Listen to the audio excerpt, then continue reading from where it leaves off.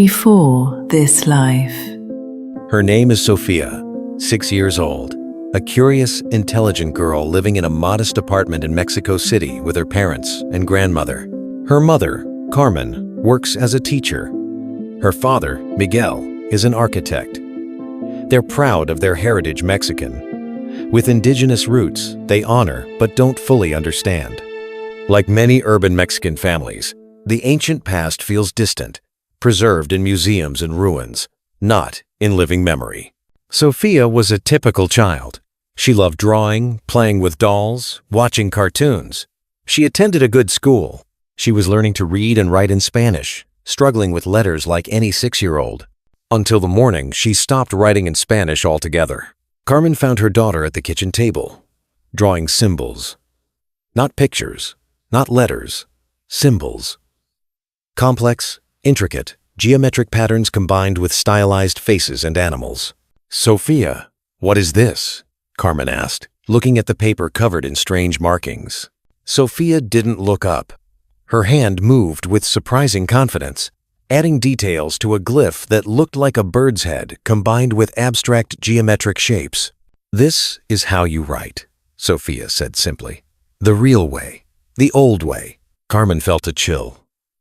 "Sweetheart, that's not Spanish. Where did you see these symbols?"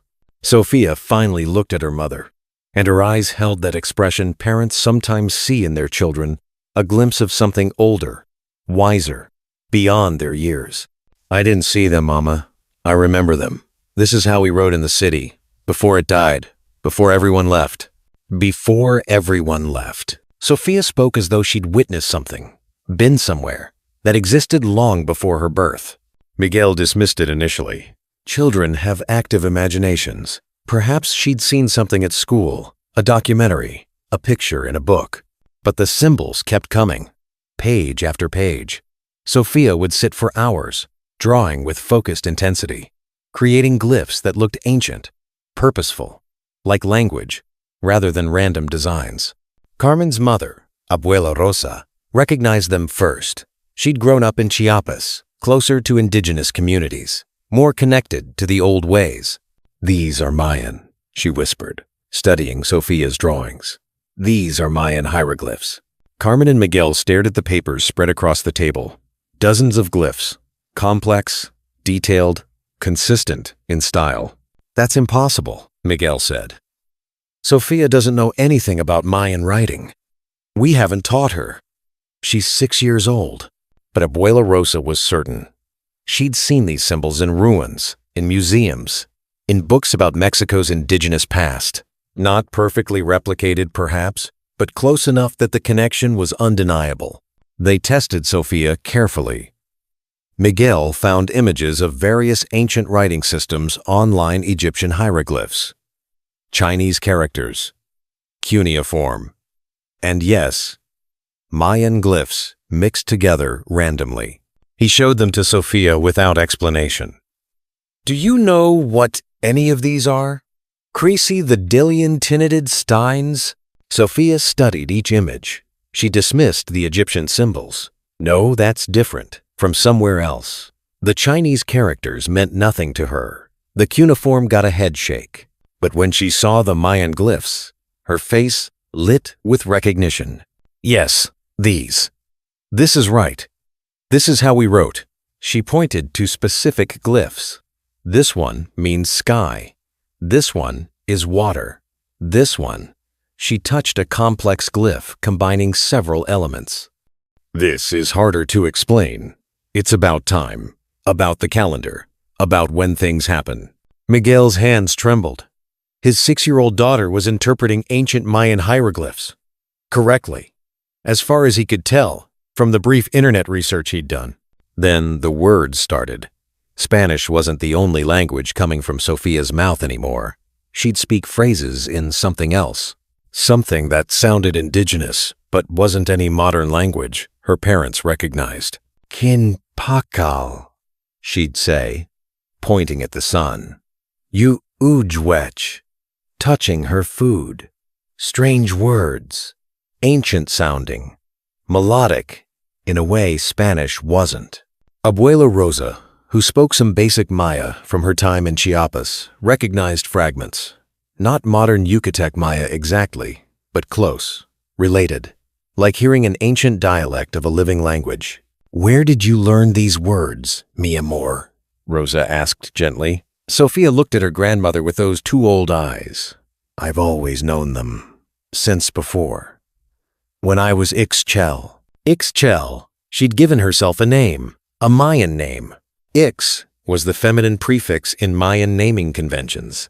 Chel meant rainbow, rainbow woman, rainbow girl. But Chel was also the name of a Mayan goddess, the goddess of the moon, of medicine, of weaving, of childbirth, one of the most important deities in the Mayan pantheon. "Why that name?" Carmen asked carefully. "Because that was my name," Sophia said matter-of-factly. "Before I was Sophia, when I lived in the great city, when I wrote the sacred texts, when I watched the stars and helped record the calendar. The great city, the sacred texts, the calendar." Sophia was describing the role of a scribe in ancient Mayan civilization, a position of prestige, education, and spiritual significance. But here was the detail that made Carmen's breath catch. Mayan scribes were almost exclusively male. The archaeological evidence showed that writing, especially sacred writing, was a masculine domain. Women in Mayan society had important roles as weavers, as mothers, as sometimes rulers, but not typically as scribes. Yet Sophia insisted she had been female, a woman who wrote, a woman who recorded. They didn't like it. Sophia said quietly one evening, "That I learned the glyphs, that I wanted to write the codices. They said women shouldn't. But my father was a scribe, and he taught me anyway, in secret, because I was good at it, better than my brothers." She spoke with the resigned acceptance of someone who'd faced discrimination long ago and made peace with it. Carmen began documenting everything. Every glyph Sophia drew, every word she spoke in this strange ancient language, every detail she mentioned about the great city. The list was extraordinary. Sophia described massive pyramids and plazas. She talked about ceremonies involving bloodletting and offerings to the gods. She mentioned playing the ball game, the sacred Mayan sport that combined athletics and ritual. She described watching priests track Venus and the moon, calculating eclipses, maintaining the complex calendar that measured both earthly time and sacred time. "We knew when things would happen," Sophia explained. "When to plant, when to harvest, when the gods would be pleased or angry. The numbers told us everything." She drew calendar glyphs. She explained that Tzolk'in, the 260-day sacred calendar, and the Hab, the 365-day solar calendar, and how they interlocked in a 52-year cycle. This was not general knowledge. This was specific, detailed understanding of one of the most complex calendar systems ever devised. Miguel, the architect, was trained in mathematics. He checked Sophia's explanations against scholarly sources. They were accurate, disturbingly accurate. How could a 6-year-old girl in Mexico City understand astronomical calculations created by ancient Mayan mathematicians over 1,000 years ago?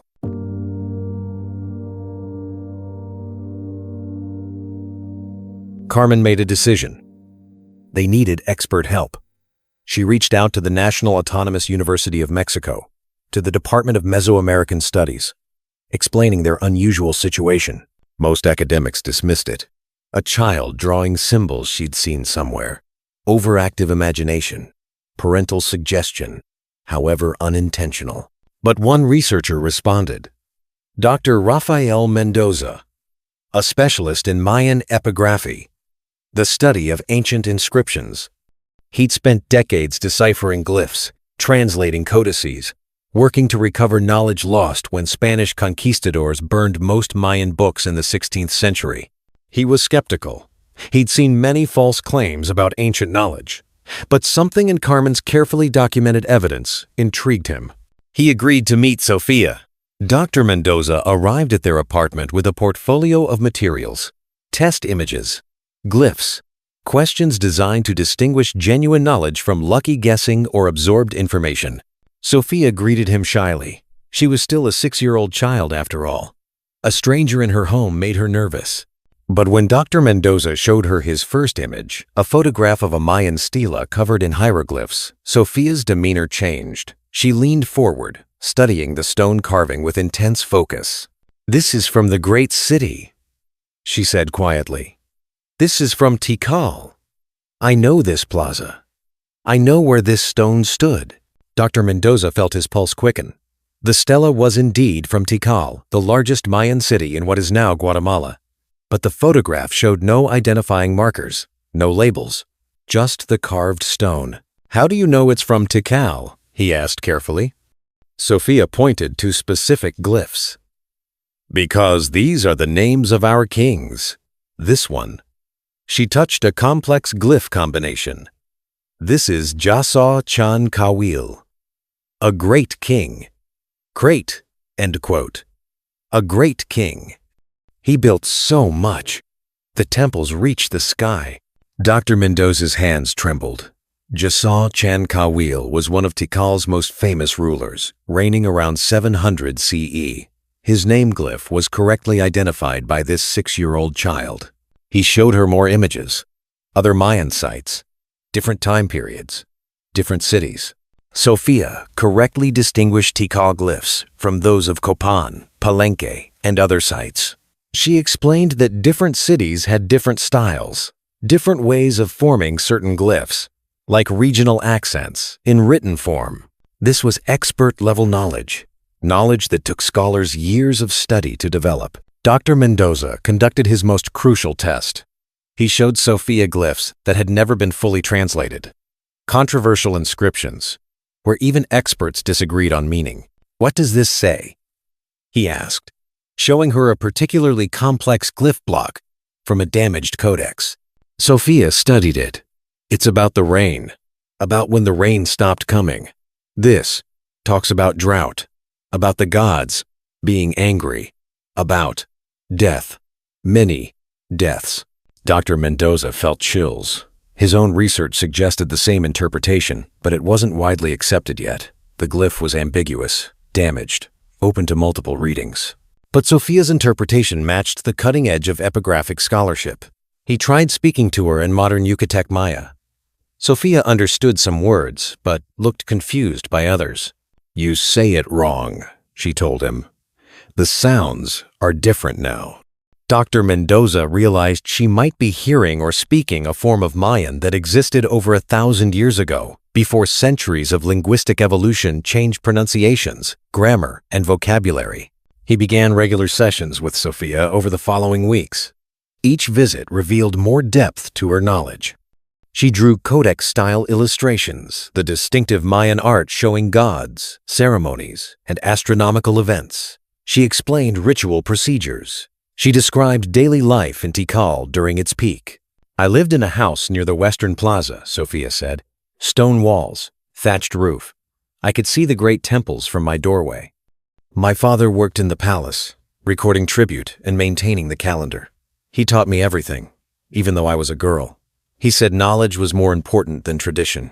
She described the social hierarchy, the Ahal, the divine kings, the nobles, the scribes and priests, the artisans, the farmers, everyone with their place, their role in maintaining cosmic order. But then her voice would grow sad. The rain stopped coming. Year after year, the crops failed. People got hungry. They got angry. They stopped believing the kings could speak to the gods. Everything fell apart. She was describing the Mayan collapse, one of archaeology's greatest mysteries. Around 850 to 900 CE, the great southern Mayan cities were abandoned, populations dispersed. The civilization that had flourished for centuries suddenly crumbled. Theories abounded: drought, warfare, environmental degradation, social upheaval. But no one knew for certain what happened. Sophia described it like someone who lived through it. The ceremonies didn't work anymore. The sacrifices didn't bring rain. The gods weren't listening. Or maybe we'd made them too angry. I don't know, but people started leaving, walking away from the city to find food, find water, find somewhere the gods still cared. "What happened to you?" Dr. Mendoza asked gently. "What happened to Chel?" Sophia's eyes filled with tears. "I didn't leave. I couldn't. The codices, all the books, all the knowledge someone had to protect them. My father had died. Fever. Many people died from fever that year. So I stayed in the palace, in the library, trying to preserve the writings. But I got weak. Too weak. There wasn't enough food. The water made people sick. And one day I couldn't get up anymore. I lay there in the library, surrounded by all those books, all that knowledge, and I knew no one would read them again. No one would remember." She wiped tears from her cheeks. "I was 28 years old. I never married, never had children, just the books. And then even I couldn't protect them anymore." Dr. Mendoza sat in silence. This 6-year-old child was describing the death of a civilization and her own death within it, with details that matched archaeological evidence from Tikal's final period. He documented everything, but he also felt something deeper than academic interest. This felt like witness testimony from a lost world, a voice speaking across 12 centuries, trying to tell what happened when the great cities fell silent. Dr. Mendoza arranged something extraordinary. Through university connections and cultural exchange programs, he organized for Sophia and her family to visit Tikal itself, the ruins of the great city in the Guatemalan jungle. The journey was overwhelming for the family. Flying to Guatemala, traveling through lush rainforest to the archaeological site now preserved as a national park. When they arrived and Sophia first saw the pyramids rising above the jungle canopy, she stopped breathing. "It's smaller," she whispered. "The pyramids are still tall, but the city is so much smaller. Where are all the buildings? Where are all the people?" She was seeing ruins, but in her mind, in her memories, she was comparing them to a living city that had thrived 1,200 years ago. Dr. Mendoza had arranged special access with the archaeological team working at the site. They could visit areas not normally open to tourists. They could take time without crowds of visitors interrupting. Sophia walked through the great plaza like someone returning home after a long absence. She moved with strange confidence, navigating pathways, pointing to structures, identifying their purposes. "That's Temple the First," she said, pointing to the massive pyramid dominating the plaza. Jasa Chankawil's temple. It was so beautiful when it was painted. Red and white and blue. You could see it from everywhere. The archaeological evidence confirmed that Mayan temples were painted in vivid colors, though centuries of weathering had stripped most buildings back to bare stone. She walked to Temple 2. On the opposite side of the plaza, this was for the king's wife, Lady Kalajun Un Mo. She was powerful, wise. People respected her. Again, correct. Temple 2 was indeed associated with Jasa Chankawil's wife, though this wasn't common knowledge outside academic circles. The archaeological team followed Sophia, exchanging glances. Dr. Mendoza had briefed them on the case, but seeing it firsthand was different. This small girl moved through the ruins like someone who remembered them as they once were. She led them to a less prominent structure near the Western Plaza. "This is where I lived. My house was here. It's all collapsed now, but..." She knelt, touching the stones. "I remember sitting here in the evening, watching the sunset behind the temples." The area she indicated had been excavated years ago. Residential structures, mid-level housing, consistent with someone from the scribe class, important enough to live near the ceremonial center, but not royal or highest nobility. One of the archaeologists, Dr. Patricia Flores, a specialist in Mayan domestic life, asked Sophia about daily routines. What did people eat? How did they cook? What did children do? Sophia answered with specificity that went beyond general knowledge. She described using metates to grind corn into masa. She talked about cooking in clay pots over open fires. She mentioned specific dishes, tamales wrapped in banana leaves, cacao drinks prepared with chili and honey, venison stewed with herbs. She described children's games, ceremonial clothing, the sound of drums and flutes during festivals, details that matched archaeological evidence but weren't widely publicized. Dr. Flores was stunned.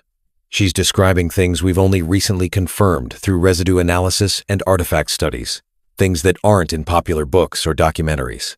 They visited the area believed to have housed the palace complex's administrative sections. Sophia became very emotional. The library was here. All the codices, all the knowledge, history, astronomy, prophecy, medicine, everything, written down, preserved. She started crying. They're all gone, aren't they? The Spanish burned them. I know the story. You tried to save the knowledge, but the conquerors destroyed it because they didn't understand.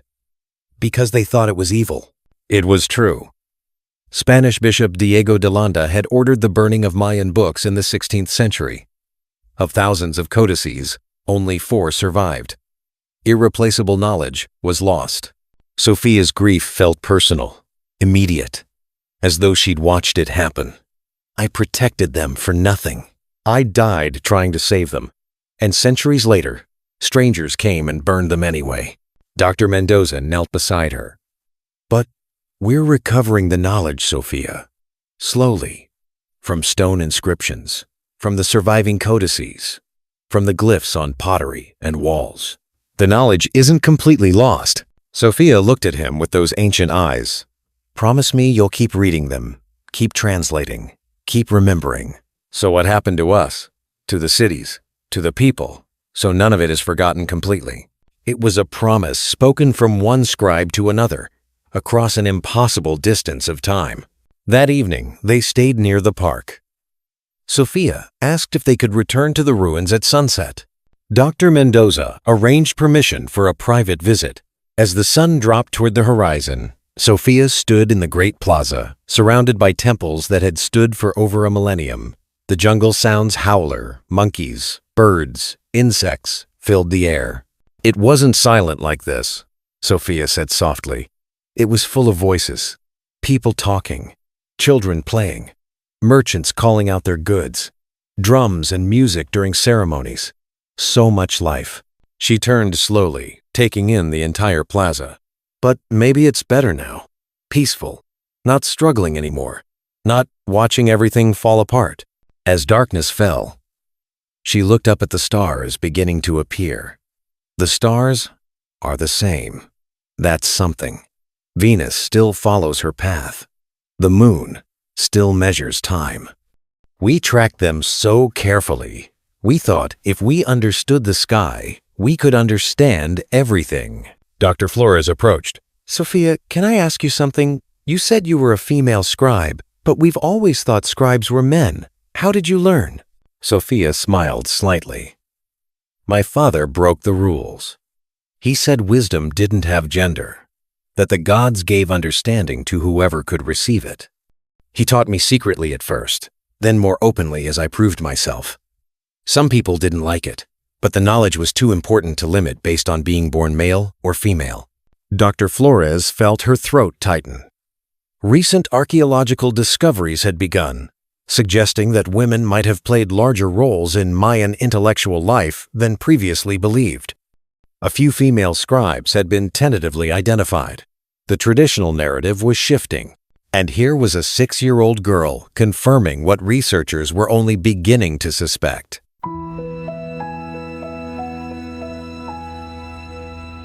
The trip to Tikal changed something in Sophia.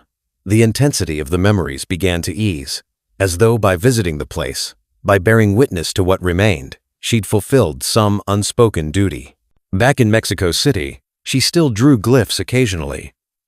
Still spoke fragments of ancient Maya. But the compulsion lessened. She began engaging more with her current life school, friends, normal 6-year-old activities. But Dr. Mendoza's work had only begun. He documented everything from Sophia's case and now presented it to academic conferences, published preliminary findings, invited peer review. The response was contentious, as expected. Many scholars rejected the case outright. Impossible. The child must have been exposed to information through unconventional channels. The parents must have coached her, consciously or not. But others took it more seriously. The specificity of Sophia's knowledge, particularly about controversial or recently discovered information, was difficult to dismiss. Her ability to identify glyphs and provide interpretations that matched cutting-edge research suggested something beyond normal information absorption. Dr. Mendoza conducted one final test. He brought Sophia to the National Museum of Anthropology in Mexico City to view one of the surviving Mayan codices, the ancient books that had survived Spanish destruction. The Dresden Codex, one of the 4 surviving Mayan books, was visiting on loan from Germany. Under heavy security, behind glass, the folded bark paper covered in glyphs represented some of the last surviving written words from classical Mayan civilization. Sophia stood before it, transfixed. Tears streamed down her face. "I know this one," she whispered. "Not this exact book, but this style. These tables, they're astronomical calculations, Venus cycles, eclipse predictions. This page," she pointed to a specific section. "This shows when Venus appears as morning star versus evening star. The math is so complex, but so beautiful." She was correct. The Dresden Codex is primarily an astronomical text, precisely tracking Venus's movements and predicting eclipses with remarkable accuracy. A visiting epigrapher from Germany, Dr. Klaus Hoffmann, overheard Sophia's commentary. He approached, skeptical but curious. "Can you read any of it?" he asked, gesturing at the glyphs. Sophia studied the ancient pages through the protective glass. Some words are clear, others are harder. Either I don't remember, or the style is different from what I learned. But this here, she pointed to a glyph combination. This is about time, about the turning of cycles, about how everything that happens has happened before and will happen again. Dr. Hoffmann went pale. He'd spent 20 years studying that particular passage, debating its meaning with colleagues worldwide. Sophia's interpretation matched his own controversial hypothesis that the passage referred to cyclical time, to the Mayan belief that history repeated in predictable patterns. But this interpretation wasn't published yet. It was still being peer-reviewed, still being argued over in academic circles. A 6-year-old girl had just confirmed his years of work with a casual glance. Over the following months, Dr. Mendoza collaborated with linguists specializing in historical Maya languages. They recorded Sophia speaking her ancient dialect, analyzing phonemes, grammar structures, vocabulary. The linguists concluded that Sophia's speech patterns matched reconstructed classic Mayan language, the form spoken during the civilization's peak around 700 to 900 CE. Not modern Yucatec Maya, not colonial period Maya, but the older form that existed before Spanish contact. They couldn't explain how a 6-year-old girl in Mexico City could speak a language that hadn't been used in over 1,000 years. A language that scholars only understood through painstaking reconstruction from inscriptions and comparative linguistics. Sophia's case became one of the most documented examples of xenoglossy speaking, a language never learned in current life in modern research. But perhaps the most compelling evidence came from something unexpected. Dr. Mendoza arranged for Sophia to work with a team of artists and archaeologists trying to recreate what Tikal looked like at its peak. Using archaeological evidence, they'd been building digital reconstructions. But many details remained uncertain. Where exactly were certain structures? What colors were used? How were spaces organized? They showed Sophia their preliminary reconstructions without explaining what they were. Just images of ancient Mayan cities brought back to digital life. Sophia studied them carefully. Then she began making corrections. "The marketplace wasn't there," she said, pointing to one reconstruction. "It was further south, closer to the residential areas. And the temple painting is wrong, more red, less white.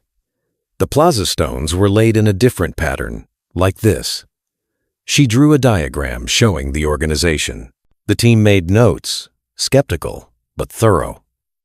Later, as new excavations were conducted based on unrelated research, Sophia's corrections proved accurate.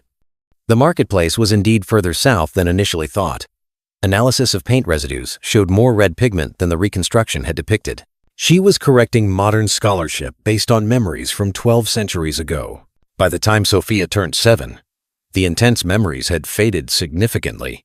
The ancient knowledge remained, but felt more distant, like remembering a book she'd read long ago rather than experiences she'd lived. She could still recognize glyphs when shown them, could still speak fragments of classic Maya when prompted. But the compulsion to write in hieroglyphs disappeared. The urgent need to tell Chel's story eased. Dr. Mendoza conducted one final interview as the memories receded. "Do you still feel like you're Chel?" he asked gently. Sophia thought about it. "I don't know. I'm Sophia, but Chel is still part of me. Like having a grandmother's memories inside me. Someone I love, someone I honor, but not someone I am right now." It was as eloquent an explanation as any researcher could offer about the nature of past life memory in children. The glyphs Sophia had drawn over those intense months were compiled into a document. Dr. Mendoza had them analyzed by multiple epigraphers. The consensus was striking. They were legitimate Mayan hieroglyphs, properly formed, following authentic grammatical rules, conveying coherent meaning. Some glyphs she'd created were standard, well-known forms, but others were unusual variants, rare forms that appeared occasionally in inscriptions but weren't widely documented. Forms a 6-year-old couldn't have encountered in children's books or documentaries. And a few glyphs were completely unique. New combinations that followed Mayan writing rules but hadn't been found in surviving inscriptions. Lost variations from a writing tradition that had been interrupted for centuries. Sophia had recreated, from memory, pieces of a written language that had been largely destroyed. What do we make of Sophia's story? What do we do with a 6-year-old girl in Mexico City who wrote in ancient hieroglyphs, spoke a language dead for over a millennium, and described the fall of a great civilization with the intimacy of someone who watched it happen? The skeptical explanations exist. Perhaps Sophia absorbed information through channels no one identified. Perhaps her parents unknowingly influenced her despite careful protocols. Perhaps her glyphs, while impressive, were reconstructed from fragments she'd seen somewhere, somehow, perhaps. But these explanations struggle against the specificity, against xenoglossy-speaking classic Maya that scholars only reconstruct through years of study, against correctly identifying controversial glyph interpretations that matched unpublished academic research, against corrections to archaeological reconstructions later proven accurate through independent excavation, against knowledge of female scribal roles that contradicted traditional understanding but matched recent discoveries, suggesting women played larger intellectual roles in Mayan society than previously recognized. The correlation doesn't prove consciousness survives death and transfers across centuries. Science can't measure such things, can't test them under controlled conditions, can't repeat them in laboratories. But science also can't fully explain them away. Dr. Jim Tucker's research documents patterns in these cases. Children typically remember between ages 2 and 7.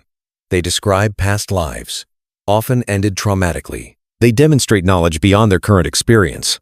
The memories usually fade as they grow older, integrated into their developing identity but losing their immediacy. Sophia fit this pattern perfectly, but her case added something unique. She wasn't just remembering personal experiences. She was carrying forward specialized knowledge from a lost civilization. Knowledge that scholars had spent decades trying to recover from stone ruins and surviving texts.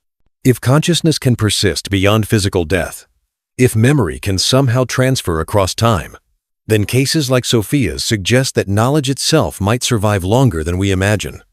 That perhaps when a civilization falls, when its books burn and its cities crumble, some fragment of what was known might continue in ways we don't yet understand. It's a hopeful thought, that the wisdom of the past isn't completely lost, that voices from vanished worlds might still speak through unexpected channels.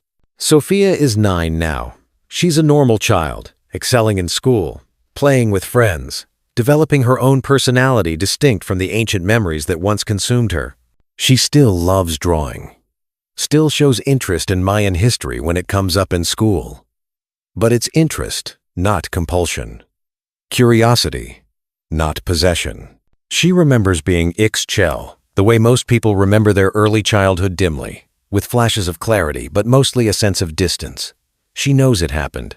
She knows it was real to her. But it's no longer immediate. Dr. Mendoza maintains contact with the family. He's published several papers on Sophia's case, contributing to the ongoing academic conversation about past life memories in children. His work has been cited by researchers worldwide. adding to the body of evidence that something extraordinary occasionally happens that challenges our understanding of consciousness and memory. The glyphs Sophia drew during her most intense period are preserved in university archives. Occasionally, when new inscriptions are discovered, epigraphers consult her drawings, checking to see if her remembered variants match newly found texts. Sometimes they do.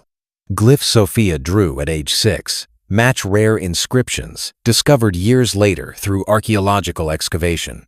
Variations she remembered that scholars hadn't yet encountered in the surviving record.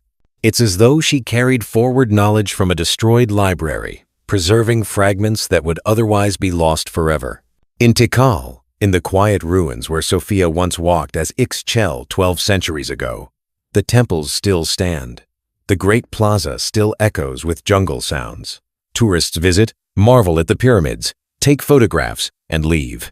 Most will never know that a small girl from Mexico City walked those same stones and wept for a civilization she remembered watching die. But perhaps that's appropriate. The ancient Maya believed in cyclical time, that everything that happens has happened before and will happen again, that souls return, knowledge persists, and the patterns of the cosmos repeat across ages. If they were right, then perhaps Chel the scribe and Sophia the child are simply 2 points on a much longer journey. 2 expressions of a consciousness that loves language, craves knowledge, and seeks to preserve wisdom even when civilizations fall.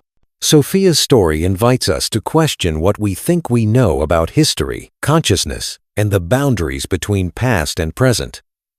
To consider that ancient knowledge might survive in unexpected ways, that voices from lost worlds might still speak if we learn to listen. She reminds us that every civilization that has ever fallen believed it would last forever. That every library ever burned contained knowledge its keepers thought would never be lost. That impermanence is the only permanent thing. But maybe, just maybe, consciousness is the exception. Maybe what we learn, what we love, what we know in our deepest core maybe, that persists in ways that transcend the rise and fall of cities, the burning of books, the passage of centuries. We don't know. We can't know with certainty, but we can witness. We can document. We can sit with the wonder of a 6-year-old girl who wrote in glyphs from a lost civilization and spoke a language that fell silent over 1,000 years ago. We can honor both Chel and Sophia, the scribe who tried to preserve knowledge as her world collapsed, the child who carried that knowledge forward across 12 centuries to a world that had forgotten. Some stories transcend time. Some knowledge refuses to stay buried. Some voices echo across the ages, reminding us that wisdom, once earned, might never truly die. If this story touched you, if it made you question what you thought you knew about memory, knowledge, and the persistence of consciousness across time, you're not alone. Every week, we explore another mystery, another child, another impossible memory that challenges everything we understand about life, death, and the nature of the soul. Subscribe to Before This Life. Join thousands of truth seekers in this journey. Because some questions are worth asking, some mysteries deserve our wonder, and some knowledge, like the glyphs of the ancient Maya, deserves to be remembered. What's your theory about Sophia's memories? Can knowledge truly survive the death of civilizations? Share your thoughts in the comments below. Let's explore this together. This has been Before This Life.